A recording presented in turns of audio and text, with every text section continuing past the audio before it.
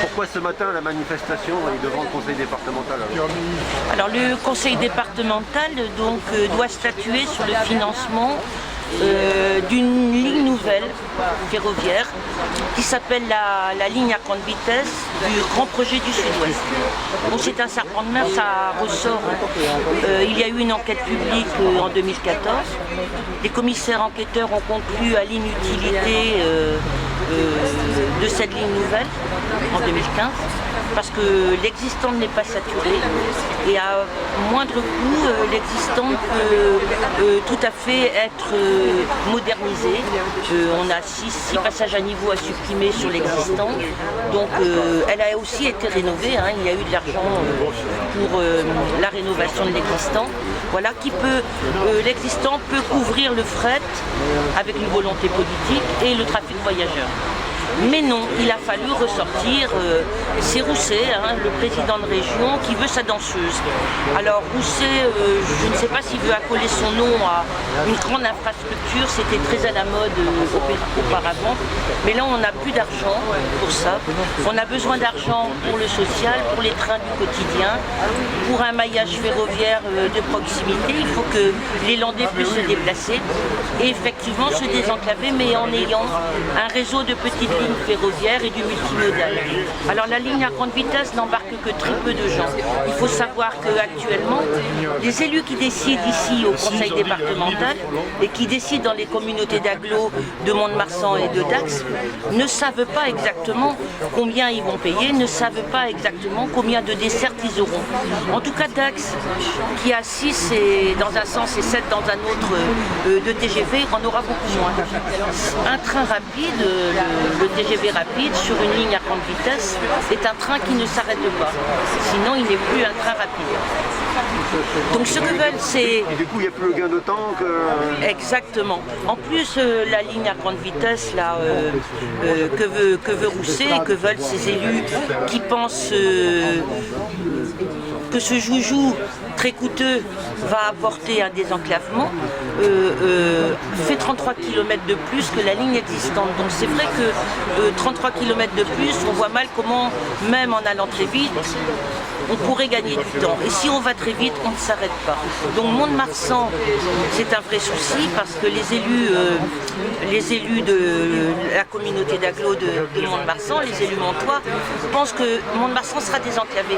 Mais il existait avant des lignes ferroviaires en étoile à partir de Mont-de-Marsan. Il suffirait d'avoir une volonté politique pour remettre en place des petites lignes et moderniser bien sûr jusqu'à Morsinx. Au lieu de cela, on aurait une gare nouvelle à Luc-Bardez, c'est-à-dire au nord de Mont-de-Marsan. Où est le gain de temps? Il faudra que la population du secteur montois prenne du temps pour se déplacer jusqu'à la gare nouvelle et à condition encore qu'un TGV à grande vitesse s'arrête. Pour Dax, c'est un peu la même chose, puisqu'il y a une halte grande vitesse qui est prévue à Saint-Just-de-Marem avec une gare nouvelle.